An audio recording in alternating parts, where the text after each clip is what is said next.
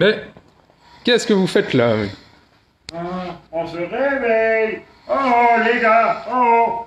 Mais vous dormez? Qu'est-ce qui s'est passé?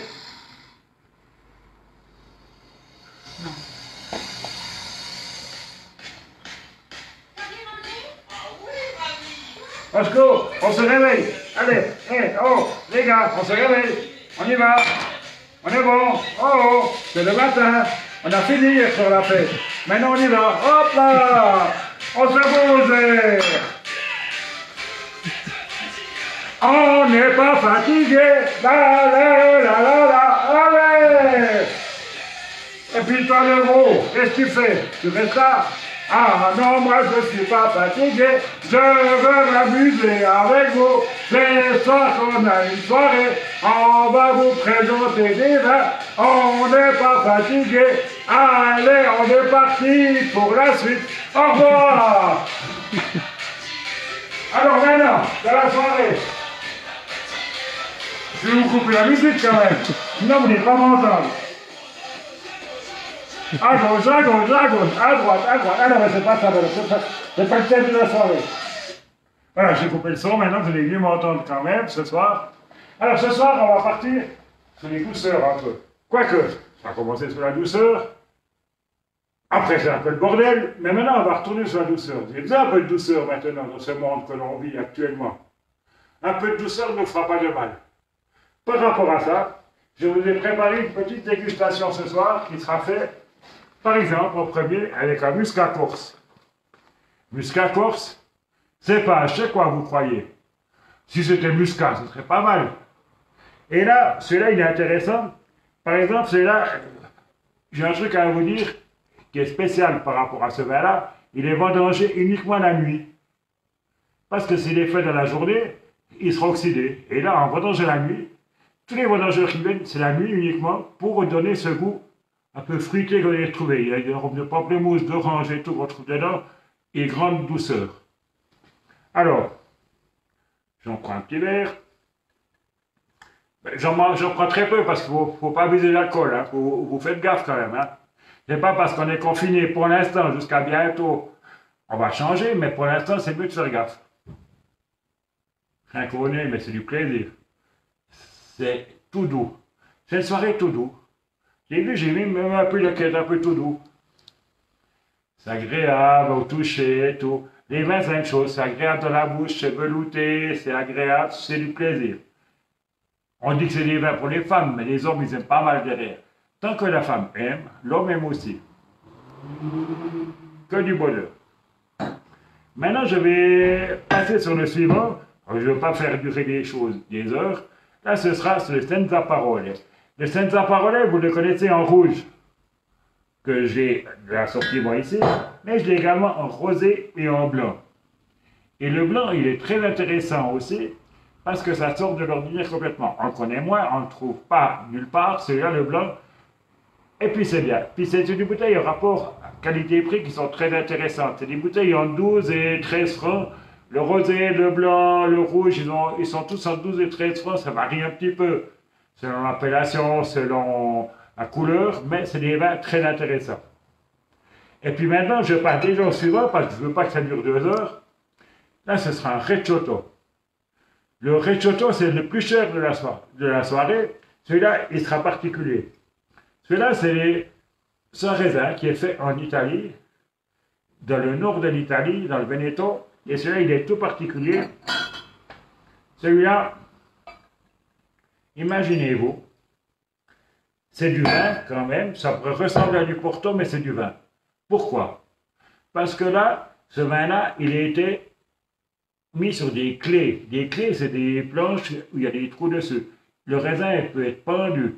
Il était vendangé en septembre comme les autres, mais il le laisse pendant 5 mois pendu ou sur des clés, qui perd toute son eau. Et ils le vendent. Après, ils font le vin uniquement avec les sucres qui restent.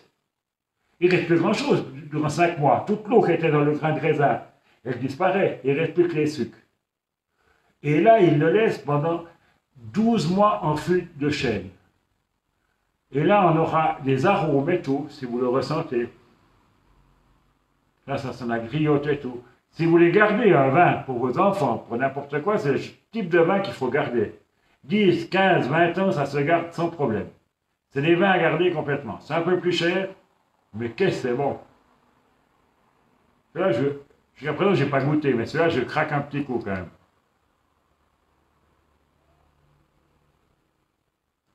Trop bien. On sent vraiment la cerise, la cerise rouge et tout, c'est vraiment trop bon. Pas besoin d'en acheter 25 bouteilles. Vous en prenez 5, 6, 12, allez, soyons fous. Mais pour voir l'évolution qu'il a ce vin-là par rapport à l'anniversaire de vos enfants. On vous parle de Bourgogne, de Bordeaux et tout, à garder et tout.